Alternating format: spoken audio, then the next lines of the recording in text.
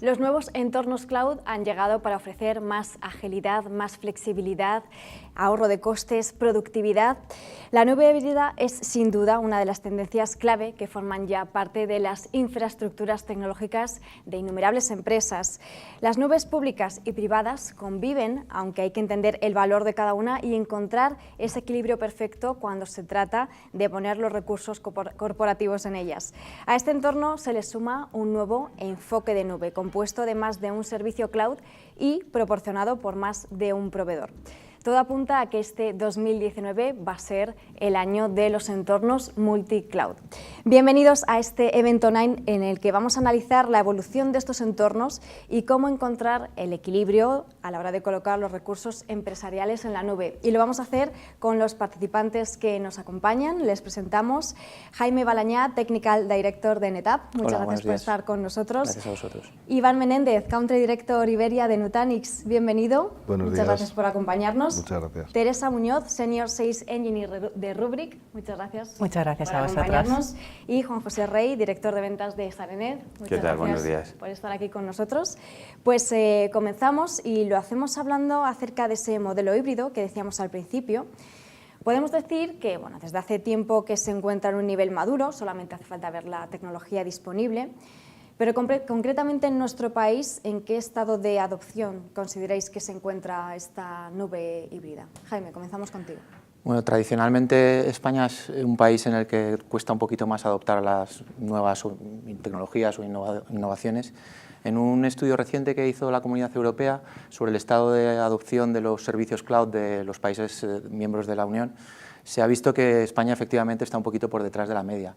En la media está alrededor del 26% de las empresas ya tienen algún tipo de servicio en cloud. España está en un 22%, lo que la pone en el puesto número 20 de los 28 países, con lo cual podríamos decir que estamos un poquito por detrás con respecto al resto de países en servicios cloud, lo cual significa que el cloud híbrido realmente es lo que está funcionando.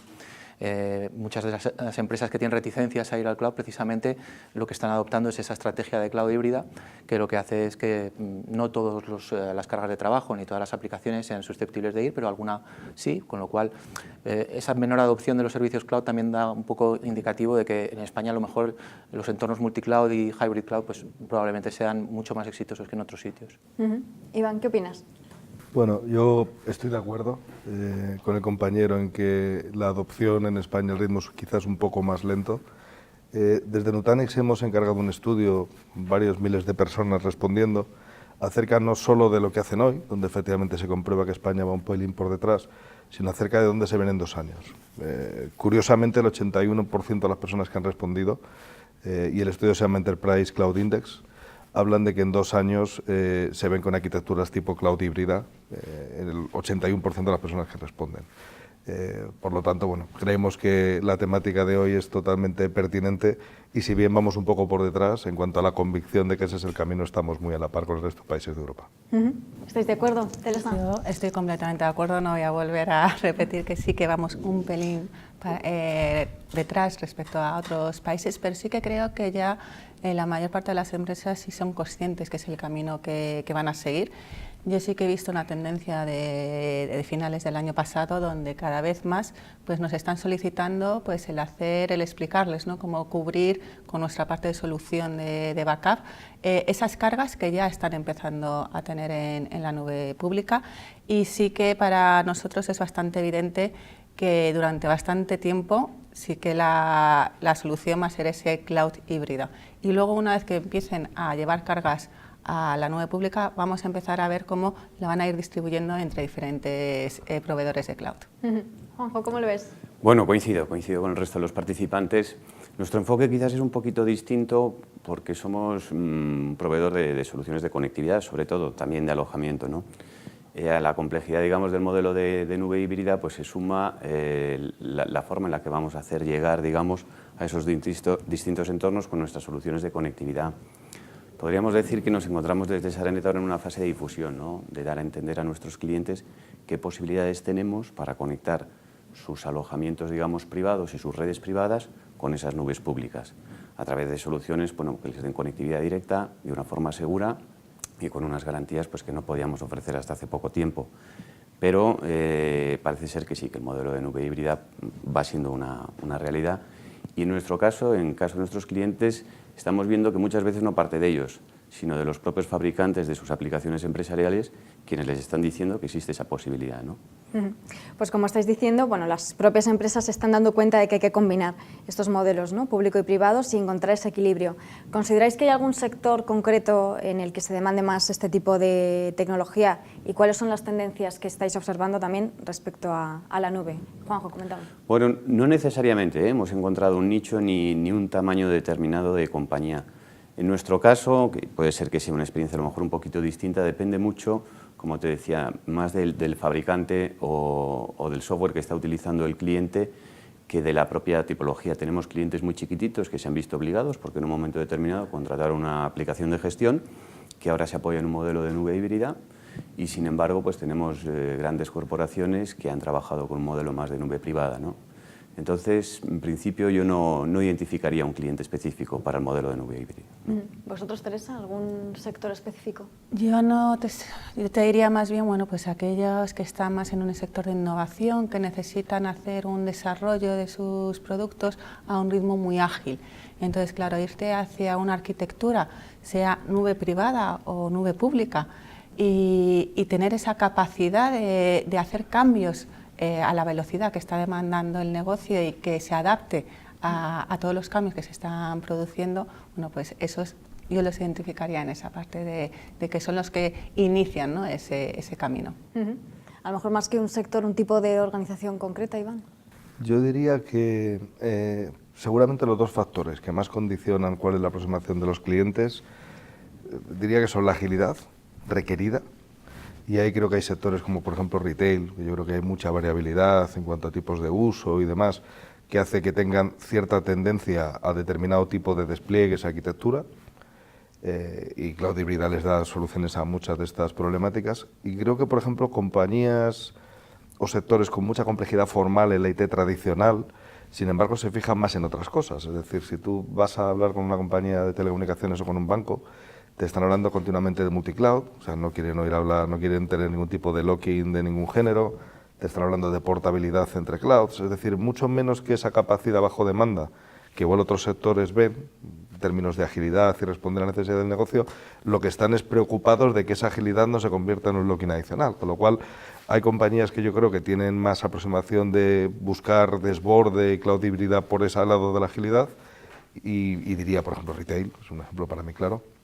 Y otras compañías con una IT tradicional desarrollada y compleja, generalmente lo que están es mirando más que no haya lock-in de ningún tipo y soluciones tipo multicloud antes que el mero hecho de desbordar a cloud o tener capacidad bajo demanda y demás. Entonces sí veo diferencias sectoriales, no en buscar multicloud y cloud híbrida, sí en cuanto a dónde pones el énfasis. Creo que es como lo veo.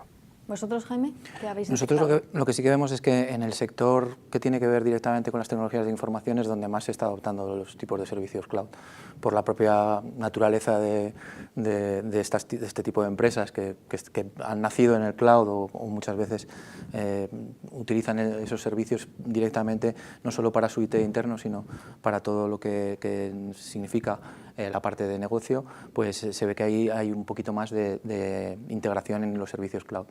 Al final resulta que esto es válido tanto para empresas grandes como pequeñas.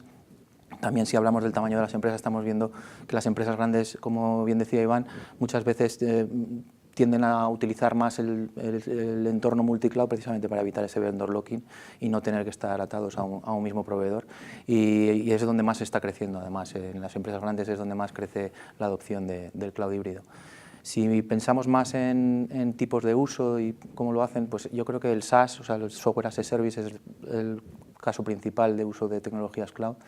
Email, ofimática con Office 365, Google Docs, etcétera, es una de las cosas que más se está adoptando. Y quizá la parte de backup, disaster recovery sería lo siguiente, la parte que es más cómodo de llevar al cloud de una forma más o menos directa o fácil. De lo que no he dado, bueno, como estáis comentando, las empresas cada vez tienen más libertad de movimientos, ¿no?, para sus aplicaciones, para sus datos y mayor elección, como decíais, de proveedores y que tampoco perjudique a sus inversiones iniciales. Aquí es donde están entrando en juego estos entornos multicloud. ¿Qué visión tenéis sobre ello y ventajas que ofrecen también estos entornos, Jaime? La ventaja fundamental, sobre todo en la parte de multicloud, es como hablábamos hace un momento, la parte del vendor locking. A las empresas no les gusta tener que poner todos los huevos en una misma cesta y que luego pues, verse atados a la hora de cambiar de tecnología, etcétera. Entonces, una estrategia buena para una empresa sería poder utilizar la misma tipo de herramientas o de orquestadores, etcétera, en cualquier momento, ya fuese en su data center o como en la cloud pública, hablando incluso de proveedores de cloud grandes tipo Amazon o Google o Microsoft, pero también los service providers más locales, como el caso de la empresa de Juanjo. Al final, lo que se busca es esa transparencia y esa agilidad para poder utilizar en cada momento el recurso que más le convenga al negocio. Y para eso es fundamental tener una infraestructura que sea transparente a lo que hay por debajo, es decir, unas herramientas transparentes a la infraestructura que hay por debajo, quería decir. De este modo, pues nosotros con nuestra estrategia de Data Fabric es precisamente lo que tratamos de proveer, que todos nuestros productos estén orientados, interconectados entre sí, a poder facilitar a los clientes ese uso de un cloud privado, público o una infraestructura on-premise en el momento en el que la empresa lo necesite de la forma más sencilla y más cómoda. La orquestación, la automatización, las estrategias ágiles tipo DevOps son fundamentales para esto. Además de esta libertad, ¿no?, de poder elegir a los proveedores que comentabais, ¿alguna ventaja más que ofrezca este entorno? Creo que desde luego a medio plazo la mayor parte de los clientes ven las opciones de multicloud no más que como distintas opciones de infraestructura para desplegar aplicaciones. O sea, no olvidemos que cuando hablamos de infraestructura al final es algo inmediato, o sea, estamos buscando algo que viene después, que es correr aplicaciones de negocio. Tradicionalmente en el data center pues los clientes han tenido múltiples opciones y esas múltiples opciones pues tenían algunas ventajas tecnológicas, otras ventajas de coste, otras ventajas de distinto tipo. Creo que los clientes ven multicloud en el fondo como acabar teniendo todas esas opciones disponibles. Y estoy totalmente de acuerdo que tiene todo que ver con gestión, portabilidad y capacidad de mover esas cargas de forma transparente para las aplicaciones. Hay, por ejemplo, desde Nutanix, uno de los eslogans de compañía que tenemos es Run any application in any cloud. O sea, lo tenemos tan claro como que básicamente de lo que hablamos es precisamente habilitar a nuestros clientes a que utilicen las distintas opciones de cloud público y distintas arquitecturas de cloud privado como simplemente motores en los cuales correr aplicaciones de negocio de forma totalmente transparente para ellos.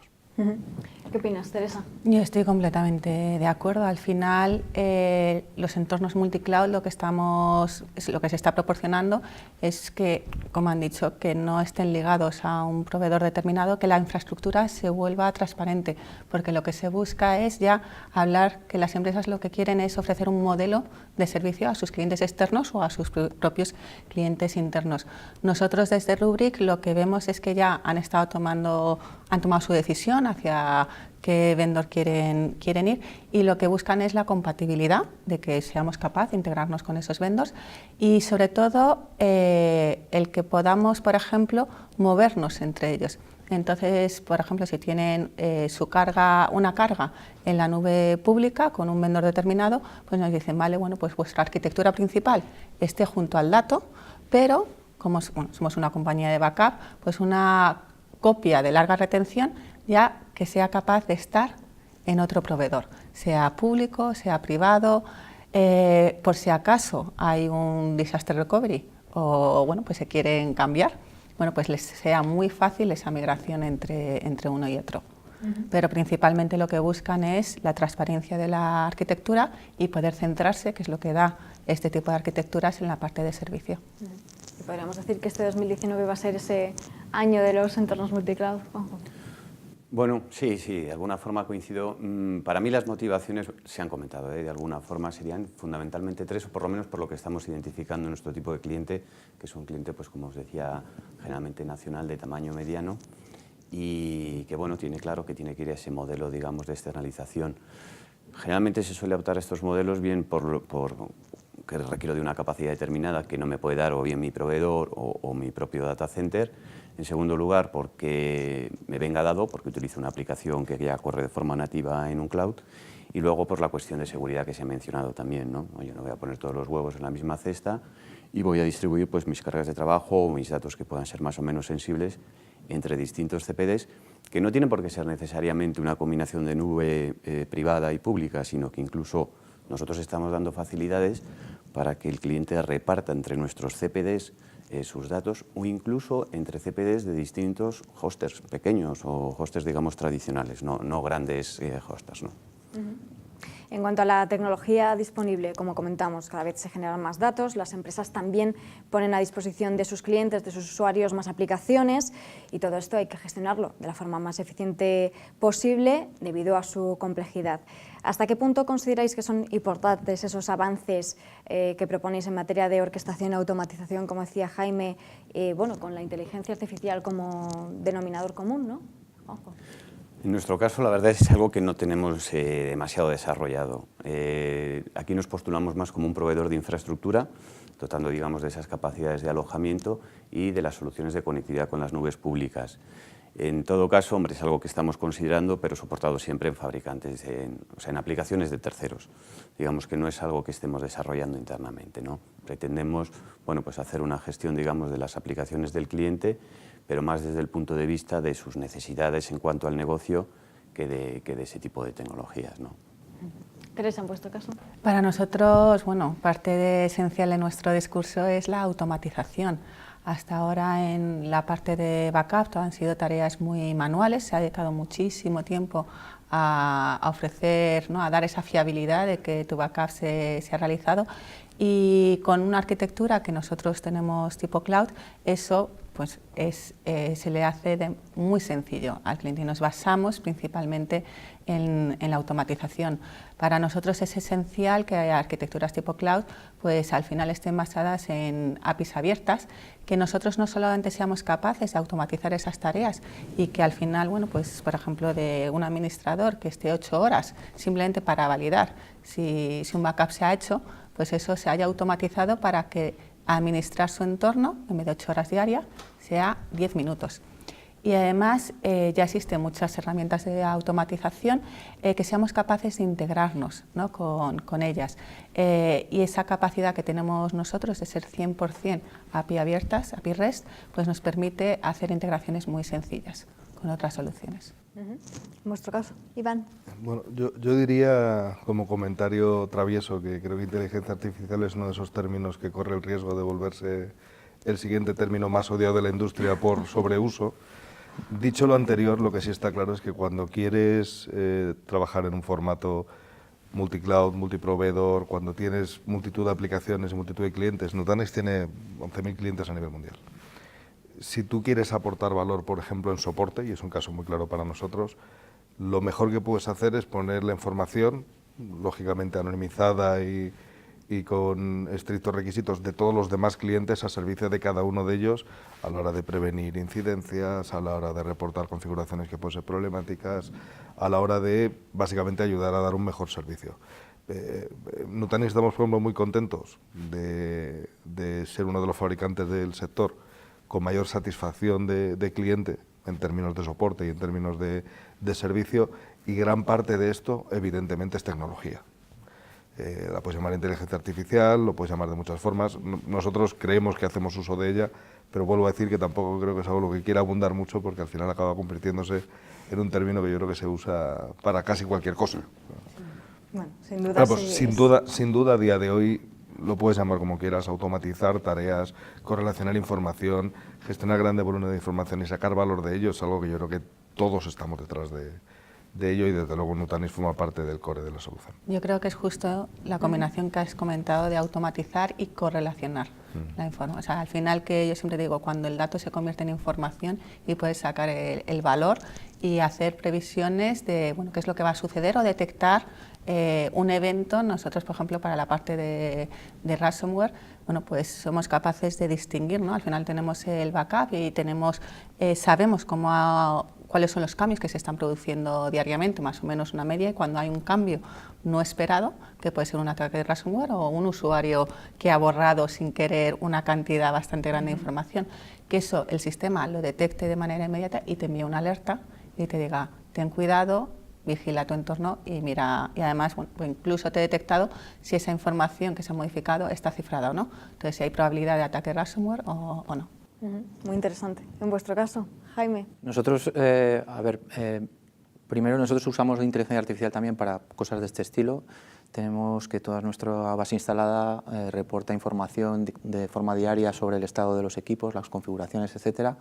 Todo eso forma un data lake de datos de nuestra propia base instalada, ya sean cabinas físicas como en nuestras cabinas virtuales en cloud, que dan la posibilidad pues, de poder sugerir al cliente pues, configuraciones o avisarle de cuándo va a ocurrir un fallo o si ha ocurrido ya un fallo, qué es lo siguiente que puede pasar, etcétera, etcétera.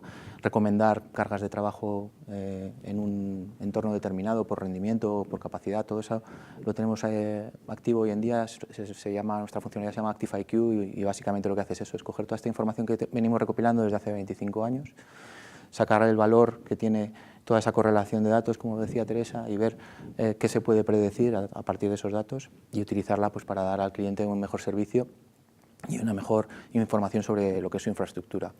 Si hablamos ya más de herramientas o cosas que podemos ofrecer al cliente para que ellos utilicen la cloud híbrida de una forma más eficiente, yo creo que la herramienta fundamental que hoy en día está en boca de todo el mundo es la tecnología de contenedores y yendo un poquito más allá, Kubernetes, que es el orquestador de contenedores por excelencia, que ha hecho que el mover cargas desde un portátil a un servidor o a una nube tipo AWS pues sea muchísimo más sencillo de lo que ha sido nunca, y es lo que va a hacer que se popularice muchísimo más la cloud híbrida. Yo creo que Kubernetes es algo muy disruptor en el mercado. Quizá esté a la altura de la virtualización hace 10 o 12 años, y todo servicio que se preste a ser hibridizado o puesto en la cloud híbrida va a tener que usar ese tipo de tecnología. Yo creo que Kubernetes es básicamente el canalizador y el catalizador de la cloud híbrida por excelencia. Hablando de esa seguridad que comentabas, esa protección y disponibilidad también de la información, bueno, es uno de los aspectos que más preocupan actualmente a las organizaciones por motivos obvios. ¿Cómo afrontar esas estrategias de backup y de recuperación de datos en la nube, Teresa? Yo creo que es muy importante, y eso se lo intentamos describir a nuestros clientes cuando nos preguntan, la diferencia entre alta disponibilidad y una solución de backup. Entonces es cierto que los proveedores de nube sí están dando unas soluciones de alta disponibilidad e incluso pues a lo mejor pues lo que se llama snapshots, ¿no? Fotos muy recientes de la información, pero no es la única estrategia que tienen que adoptar. Tienen que pensar en hacer un backup a largo plazo, porque pues si has tenido un caso de disaster recovery, pues si tienes una solución de alta disponibilidad, pues la vas a tener casi de inmediato. Pero si tienes que recuperar pues una información pues de hace una semana o de hace 4 días, el proveedor de nube, esa parte ese servicio no le están ofreciendo, con capacidades además avanzadas de pues no solamente pues recuperar lo que es un ente en sí, sino la capacidad de indexar el contenido de información que hay dentro de esa instancia, ¿no? Dentro de la nube. Entonces es muy importante que los clientes, cuando hagan ese cambio, muchas veces, el del backup uno siempre se olvida, ¿no? Es como la última parte. Entonces han diseñado toda su infraestructura y de pronto pues te viene hoy elegido pues este vendor, estoy pensando, y ahora que ya lo tengo todo montado me di cuenta que no he caído en esto. Entonces, ¿cómo os adaptáis? Entonces, estamos intentando educar a las diferentes organizaciones para que lo incluyan desde el primer momento, porque lo que nos encontramos es, pues la arquitectura que ofrece Rubrik es, pues como en el caso de la hiperconvergencia, ha cambiado completamente la manera en la que los entornos tradicionales, nosotros nos basamos, ¿no? en esa hiperconvergencia, pero del backup.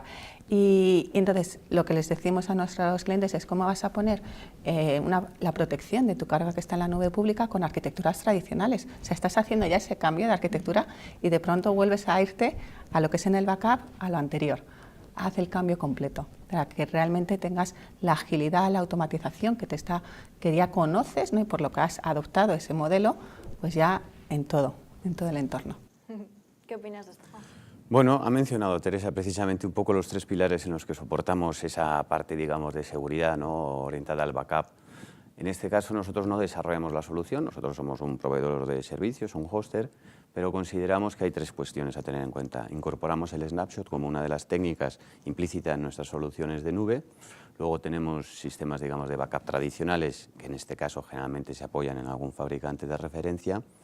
Y luego, bueno, pues la posibilidad de combinar la capacidad de alojamiento de distintos data centers, tanto públicos como privados. Y adicionalmente, pues hemos desarrollado también una solución que nos permite aislar entornos de backup orientados sobre todo a combatir el ransomware, ¿no? Son servicios pues, ajenos, digamos, al sistema operativo y que le dan una capa adicional al cliente más allá de eso, del backup tradicional y del snapshot del propio cloud. ¿Cómo funcionaría este sistema? Bueno, lo que le damos la posibilidad al cliente de tener en su propio data center un espacio de almacenamiento que no esté, digamos, conectado de una forma directa o tradicional al sistema operativo o al entorno que genera esos datos. De manera que vamos a decir que esa comunicación no se diría bidireccional. Es decir, el sistema lo que va a hacer es recuperar del entorno de producción esos datos y los va a aislar. En caso de que tuviésemos un ataque de ransomware, esa información no va a estar accesible. Va a quedar, digamos, como invisible, ¿no? Y tendríamos un volumen de backup que podríamos restaurar en un entorno limpio, vamos a decirlo. Muy bien. Jaime, ¿cómo afrontar esas estrategias de backup? Bueno, nosotros en nuestra estrategia de Data Fabric, como he comentado al principio, el backup y el disaster recovery forman una parte fundamental de esta estrategia, ya que todos nuestros productos al formar parte, bueno, Data Fabric significa, fabric del inglés es tejido, o sea, sería como una red de datos, entonces todos nuestros productos son una entrada en esa red. Entonces, utilizando nuestras técnicas de replicación o de copia de datos a otro tier, pues es como nosotros vemos la seguridad del dato, ¿no? O la protección del dato, más bien dicho. En ese sentido, pues tenemos la posibilidad de ofrecer a nuestros clientes que monten servicios del estilo de, pues tengo datos muy usados en un almacenamiento muy rápido tipo flash, pero cuando estos datos dejan de ser usados frecuentemente, pues los mando a un sitio en la nube que es más barato de adquirir, y esa sería pues una parte de tiering. Otra forma sería tener incluso el mismo entorno replicado entre una nube y otra, o entre on-premises y una nube, para poder hacer ese disaster recovery, o simplemente hacer estos snapshots de los que estábamos hablando y llevarnos esa copia a un sitio tipo cloud, tipo un proveedor de servicios, para poderlo tener allí, y una vez que está allí, pues hacer cosas con él. Con nuestro servicio de Data Availability Services podemos incluso utilizar esos datos para hacer analítica o hacer cualquier otro tipo de operación, aprovechando las funcionalidades que te ofrece el cloud. Las posibilidades son infinitas. Una vez que tienes los puntos de esa red bien atados, pues las posibilidades son infinitas, desde el backup hasta la alta disponibilidad o el hacer analítica sobre esos datos. Al final lo que tienes que tener bien claro es cómo gestionar esos datos, y esa gestión de datos que sea unificada e independientemente de dónde estén en cada momento. Iván, ¿qué opinas? Yo creo que, según comentaba Teresa antes, hay una diferencia de paradigma bastante notable entre arquitecturas tradicionales y las nuevas arquitecturas que vienen con cloud pública. Muchas de las cuestiones que en arquitecturas tradicionales tienes que gestionar, en cloud no las ves. Tienes otro nivel de usabilidad que está bastante por encima de lo tradicional. No manejas detalles profundos ni de la arquitectura de alta disponibilidad del dato a nivel de la infraestructura, ni de la replicación, no sabes qué virtualización utilizas. Es algo bastante más sencillo de utilizar. Desde ese punto de vista, la visión de alta disponibilidad de Nutanix es precisamente esa: hacerte trivial, por sencilla, la gestión de tus entornos y la gestión de la alta disponibilidad de los mismos. A partir de ahí, una vez que tú eres capaz de forma sencilla de mover cargas entre distintas cloud públicas, cloud privadas, sin tener que preocuparte de detalles, digamos, complejos, muy alineados con el tipo de experiencia de uso que tienes en cloud pública, lo que tenemos es integración con diversos partners que nos dan la capa pura de backup. O sea, no nos dedicamos a backup. Y hay uno de ellos es Rubrik, y hay otros muchos, pues como Haiku, Veritas y otros más. Yo, para mí, sí creo que estoy de acuerdo con Teresa en que parte de lo relevante de distintos tipos de soluciones es cómo intentas mezclar, digamos, distintas etapas o eras dentro de la evolución de la tecnología, porque generalmente ahí es cuando te aparecen cosas curiosas o que no acaban de cuadrar. Yo creo que es eso, que al final la manera en que te integras depende mucho de la arquitectura que tienes por debajo. Entonces, bueno, pues es muchísimo más fácil para nosotros integrarnos con arquitecturas que ya son hiperconvergentes y que realmente es que vas a tener lo mejor en la parte de producción y lo mejor en la parte de backup, y es esa transparencia en la gestión. O sea, te olvidas de lo que hay por debajo y realmente te puedes focalizar en lo importante que es el negocio. Arquitecturas hiperconvergentes que no olvidemos son las que utilizan toda la cloud pública. O sea, yo muchas veces cuando un cliente me pregunta cuáles son las ventajas de Nutanix en este caso y su arquitectura, siempre le pregunto cuál es el entorno más escalable que conoces. Pues cloud pública. Y el más flexible, cloud pública. Pues la arquitectura que tiene detrás es arquitectura hiperconvergente. O sea, creo que ahí sí que hay una evolución de la arquitectura que yo creo que explica muchas de las simplicidades o no tanto simplicidades cuando intentas integrar piezas tecnológicas. Todo apunta también en que la tendencia es obtener, en la medida de lo posible, lo mejor de la nube pública, también haciendo uso de la privada. ¿Los centros de datos de las empresas seguirán existiendo? ¿Qué opináis, Iván? Absolutamente sí. De las empresas o de los proveedores de servicios, que yo creo que por ahí... Yo creo que esa es una evolución muy lógica, que muchas veces tiene que ver con el mismo tipo de evolución que ha tenido, por ejemplo, el real estate. O sea, las empresas hace 50 años no se planteaban no tener un edificio. No se lo planteaban. A día de hoy, muchas menos se lo plantean. Por las mismas, creo que el CPD como tótem tecnológico no es el elemento para mí sustancial de la discusión. O sea, tú al final tendrás que tener lugares donde tener cómputo. Típicamente te interesará, seguramente desde muchos puntos de vista, que esos estén en España. Típicamente te interesará que sean tremendamente seguros, tremendamente escalables, con N medidas de todo estilo que te garanticen que tus datos y tus aplicaciones van a estar seguros. No necesariamente tiene que ser tu data center. Pero lo que sí que para mí está claro es que cloud pública cubre una serie de usos muy importantes, pero una vez más, cuando le preguntas a nuestros clientes, más de 3/4 partes de lo mismo dicen estar absolutamente seguros, y en eso no manifiestan dudas, de que el futuro va de cloud híbrida. Con lo cual, tu data center o el de alguien que te lo ve, te lo preste, te lo alquile, te lo gestione, el tuyo o el de otros varios, está claro que va a seguir existiendo, y de hecho yo creo que hay determinados tipos de uso que solo tienen cabida en ese tipo de arquitectura.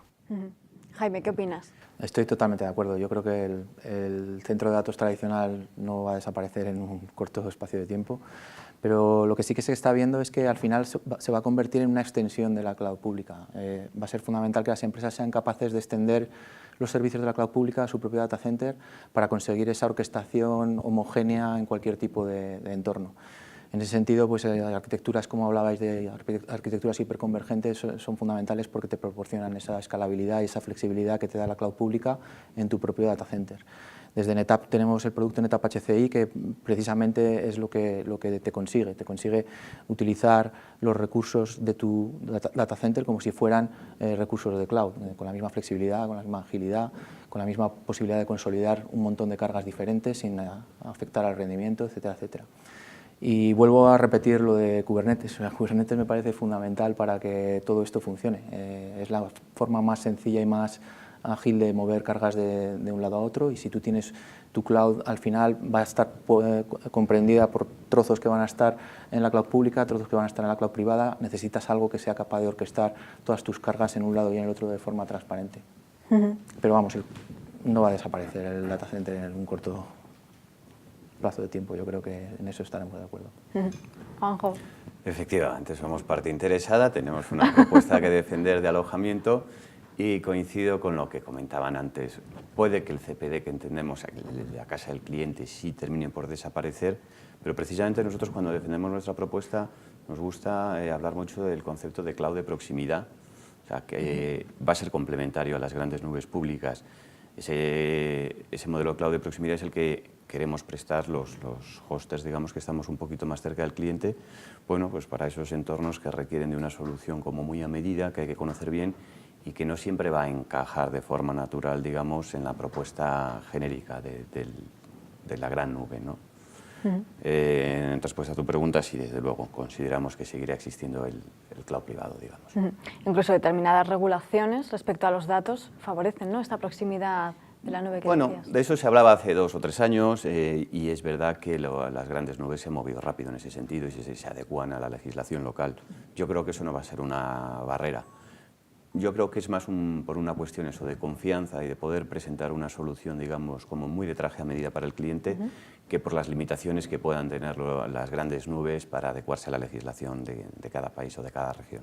Más personalización y proximidad. Efectivamente, así es. ¿Qué opinas? Pues yo no voy a ser diferente, o sea, estoy totalmente de acuerdo. Al final no creo que el data center on-premise vaya a desaparecer a corto plazo. Seguramente existe ese movimiento hacia operadores que te ofrezcan este servicio y iremos viendo cómo se va adaptando el modelo híbrido que hemos estado comentando durante todo este tiempo.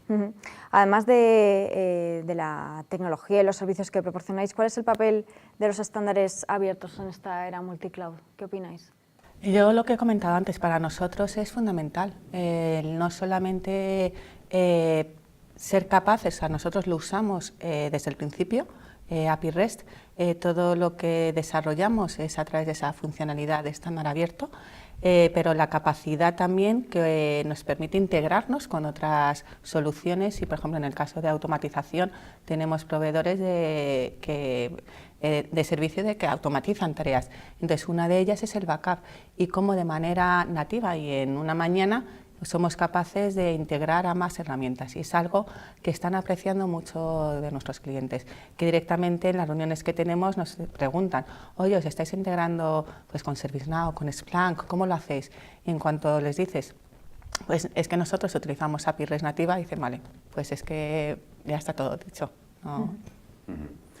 Sí, desde mi punto de vista no solo necesario, sino que es obligado. Evidentemente, cuando hablas de distintos ecosistemas, de muchísimos fabricantes y es obligado, como decía, utilizar estándares abiertos para aplicaciones de negocio, para sistemas de respaldo, de contingencia, por supuesto. Sí, sí, nosotros apostamos por ello.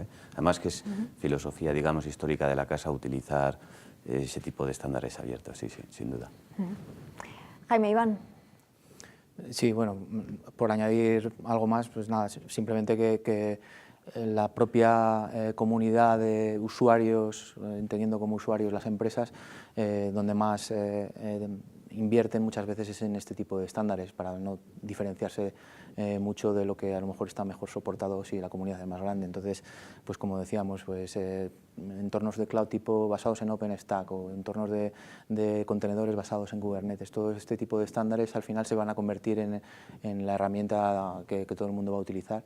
Y es muchísimo más sencillo si todo el mundo utiliza lo mismo y al final la tendencia es a que todo el mundo utilice lo mismo y se requiere de los proveedores tanto de infraestructura como somos nosotros como de servicios, en el caso de Juanjo, que soporten todas este tipo de herramientas. Absolutamente de acuerdo. Aquí tengo poco que decir ya después de todas las intervenciones. Evidentemente nuestras soluciones te permiten ser automatizadas tanto hacia afuera como hacia adentro con múltiples interfaces y esto es absolutamente inexcusable.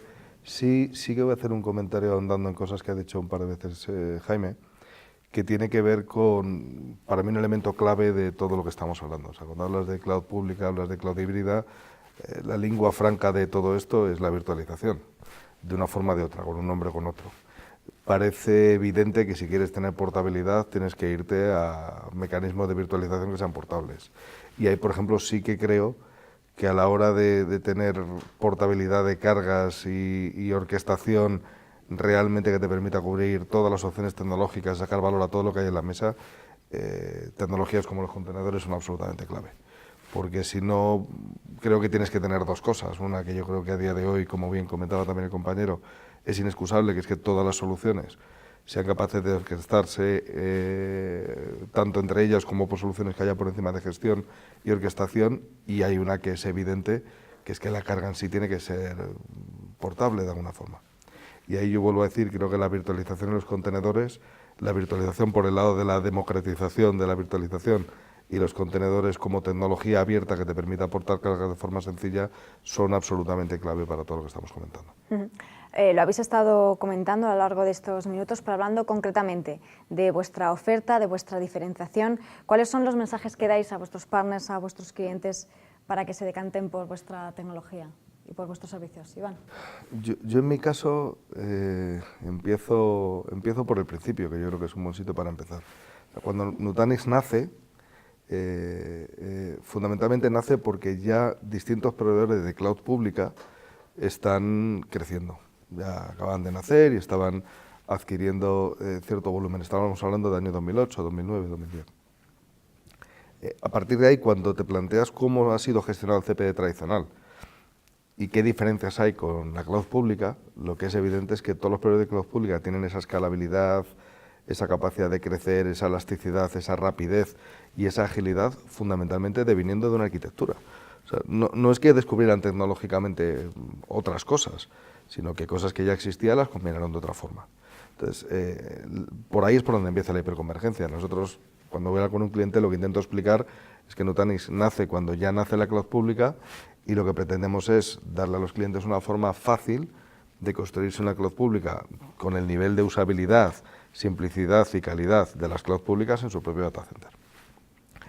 A partir de ahí, evidentemente, ese es el criterio de diseño inicial y lo que ha facultado o ha simplificado muchísimo es toda la filosofía que la compañía ha ido llevando a los clientes a partir de ese momento según ha ido pasando el tiempo. Cuando yo te permito crear una cloud pública en tu data center con, una vez más, el mismo nivel de simplicidad y usabilidad de la cloud pública, lo primero que te planteas es dónde puedo ejecutar las cargas. Pues generalmente hay criterios como, por ejemplo, el coste, que te pueden interesar. Entonces, a día de hoy no solamente te permitimos construir tu propia cloud privada con todas las características y bondades de la cloud pública, pero con la estructura de costes, la seguridad y la cercanía de la cloud privada, sino que además te permitimos correr cualquier aplicación en cualquier cloud, permitiéndote, por ejemplo, en un momento determinado, comparar cuál es el coste que tendría para mí correr una aplicación en Amazon, en Azure, en Google Cloud o en mi granja Nutanix. Y esa a día de hoy es la filosofía de compañía, y por ello, comentaba antes, el eslogan es Run any application in any cloud. Con lo cual yo creo que, curiosamente, muchas de las conversaciones de arquitectura o de cómo hacer las cosas, las simplificas si empiezas recordando por qué la cloud pública es escalable, por qué la cloud pública es sencilla, por qué un desarrollador gusta mucho de utilizar cloud pública porque no tiene que meterse en complejidades que en el data center sí se tiene que meter. O sea, los proveedores tradicionales de data center no han eliminado esa complejidad. Y la mejor muestra es, pues, muchos equipos de desarrollo que están yendo a cloud pública porque los tiempos de provisión de infraestructura de sus empresas no se parecen en nada a la cloud pública. Entonces, ahí yo creo que es donde el valor diferencial de Nutanix se ve, y viene de dos cosas bastante sencillas. La primera, ¿cuándo nacemos? O sea, es muy difícil que seas, no sé, una estrella del celuloide habiendo nacido en 1820, porque había cosas que es que no eran de tu mundo. Nosotros nacemos con la cloud pública. Y a partir de ahí, a día de hoy, lo que permitimos es correr cualquier aplicación en cualquier cloud. Esta diría que es un poco nuestra historia, así explicada muy brevemente. Muy brevemente y muy bien. Muchas gracias, Iván. Jaime, ¿vuestros mensajes? Bueno, nosotros, como una empresa que se ha dedicado a la gestión de datos desde hace 25 años, nos consideramos como la empresa de referencia en la gestión de datos en la cloud híbrida. Gracias a nuestros servicios y a nuestros productos, lo que consideramos es que facilitamos a nuestros clientes la manera de adoptar y poder utilizar todos estos servicios que ofrece la cloud de la forma más sencilla y más flexible posible. Al final el dato es lo que es importante, es lo que le da valor a las empresas. A través de los datos se pueden sacar pues muchísimas información que te sirven precisamente para poder vender más o dar mejor servicio a tu cliente. Y esa gestión de datos es fundamental. Entonces, nosotros lo que entendemos con nuestra estrategia de Data Fabric es que tenemos que facilitar a nuestros clientes que adopten el cloud de la forma más sencilla, y para eso tenemos servicios pues, como Cloud Volume Services, que permite poder consumir almacenamiento en cloud con todas las características del almacenamiento que tradicionalmente nosotros hemos tenido para los data centers de los clientes de la forma más sencilla posible, sin tener que saber absolutamente nada de tecnología de almacenamiento, simplemente saber qué es lo que quieres, cuánto quieres y de qué velocidad lo quieres, básicamente. Podemos también dar servicios de orquestación de contenedores, como decíamos, y tenemos un servicio que se llama NetApp Kubernetes Service, que lo que hace es poder provisionar contenedores con aplicaciones en cualquiera de las clouds públicas, pero también en la cloud privada o en almacenamiento, en infraestructura on-premises.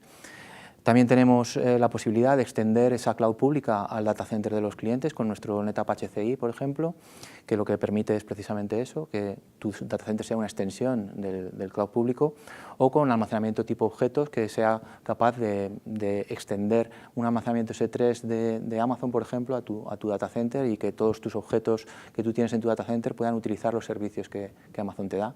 Y por último, pues todos aquellos clientes que todavía necesitan tener cargas en su data center, que lo hagan de la forma más actual posible, con toda la modernización que existe hoy en día en temas de capacidad elástica y flexible, capacidad totalmente eficiente en cuanto a deduplicaciones, compresiones, etcétera, poder utilizar tus datos más usados cerca de donde tienes la computación, pero llevarte los menos usados a un sitio más barato de utilizar, como puede ser el cloud. Y, por supuesto, el flash, que te da toda esa velocidad que se necesita hoy en día, y que no signifique un silo dentro de tu data center, sino que conectado a ese tejido de datos del que hablaba antes, ese data fabric, permita que tus cargas no estén atadas a una infraestructura y que se puedan mover en cualquier momento al sitio donde más lo necesites en cada momento. Al final es flexibilizar toda la infraestructura y dar la opción de poder correr tus cargas allá donde más se requieran en cada momento, donde sea más óptimo y más lógico crear esas cargas o correr esas cargas. Muchas gracias, Jaime. Teresa, vuestros mensajes. Pues la verdad es que la historia que ha comentado Iván es muy parecida a la historia de Rubrik. Nosotros partimos con una ventaja, que es que ellos ya habían sembrado bastante ese concepto de te llevo la nube pública a tu casa, entonces ese concepto de hiperconvergencia, que luego también pues fabricantes como NetApp todavía han fortalecido mucho más, llegamos a clientes donde ya tienen ese mensaje. Lo que pasa es que nunca se imaginaban el decir, es que también lo puedo tener en el backup. Estáis hablando de cargas de trabajo, casos de uso, y es que para mí el backup, y llevo 15 años ya en el mundo de backup, era cuando yo lo escuché y dije, es que este es el caso de uso perfecto, porque es que a nadie le gusta administrar el backup. Si puedo reducir, si puedo tener esa agilidad, esa transparencia, puedo empezar a sacar valor de la información, ¿con qué lo logro? Pues nosotros no es un caso de arquitectura hiperconvergencia porque no tenemos el hipervisor, es un sistema convergente. Y es un sistema convergente tanto en almacenamiento como en lo que es la computación. Y esa es una de nuestras grandes diferencias y eso es lo que intentamos transmitir a nuestros clientes. Nosotros sabemos que el futuro va a ser el sistema, esperemos que sea el nuestro, pero de sistemas convergentes de backup, porque vemos que todos los vendors tradicionales en estos 2 últimos años están yendo hacia lo nuestro. Están diciendo que también tienen sistemas convergentes. Y nosotros el mensaje que estás comentando, ¿qué es lo que nos diferencia, ¿no? Yo sí que lo que les comento a los clientes es, una cosa es un sistema convergente de almacenamiento y otra cosa es un sistema convergente global, donde no solamente está el almacenamiento, que es importante, pero también la computación. Y para eso, como decía Iván, no puedes partir de una arquitectura de hace 30 años, que es que fue diseñada para entornos de hace 30 años. Entonces, necesitas una solución que haya nacido en el momento actual, en el momento cloud, donde realmente se produzca una distribución de cargas y de distribución de tareas de trabajo, y eso es lo que no nos pueden hacer otros. Nosotros partimos de un folio en blanco con las ventajas que eso proporciona. Entonces, para mí esa es nuestra diferencia fundamental. Muchas gracias, Teresa. Terminamos contigo, Juanjo. Bueno, traigo nuevamente este concepto que he mencionado antes de cloud de proximidad, que es un poco sobre lo que queremos soportar, lo que entendemos que son los elementos diferenciales de nuestra propuesta. No queremos cerrarnos a lo que es una realidad y lo que son las tendencias o las inercias, digamos, del mercado, y queremos postularnos un poco pues, como ese asesor del cliente que parte probablemente del modelo más tradicional de alojamiento, ese hosting que ofrecíamos los hosters tradicionales, pero dándole la posibilidad pues escalarlo hacia, por supuesto, el modelo de nube híbrida, dotándole de soluciones de conectividad hacia esas nubes, y luego pues ayudando un poco a lidiar con esa complejidad que comentaba Iván de lo que es el data center privado, ¿no? Pero que en muchísimos casos pues tenemos que afrontarlo. no siempre el modelo, digamos, más estandarizado de las nubes públicas es válido pues para, por ejemplo, el modelo de aplicación empresarial de una empresa que a lo mejor arrastra pues un sistema de gestión desde hace 25 o 30 años y que hay que ir adaptando, ¿no? Queremos darle, bueno, pues un poco, digamos, la confianza de que conocemos bien su entorno y el asesoramiento pues para poder llevarlo al modelo, como decía, de nube pública. Adicionalmente, pues darle la posibilidad de aprovechar nuestra infraestructura, no solo en cuanto a la dispersión de los distintos CPDs nacionales, sino en la parte de comunicaciones. Estamos hablando un poco de la parte de alojamiento que vemos del cliente, pero no hay que perder de vista que en muchos casos nuestros clientes tienen una potente red privada virtual también que hay que conectar e integrar con esa nube, ¿no? Aunque sea híbrida o privada, me da igual. Y ahí es donde, bueno, pues estamos tratando de diferenciarnos, ¿no?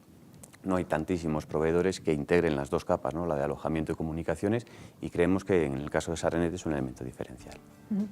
Pues muchísimas gracias, Juanjo, Teresa, Iván y Jaime, por estos minutos que hemos compartido, por todos esos mensajes tan interesantes sobre cloud híbrido, sobre multicloud. Y bueno, parece que sin duda vamos a seguir hablando mucho sobre ello este año y los próximos. Gracias a todos y gracias también a todos los que nos habéis acompañado. Hasta la próxima. Gracias. Gracias.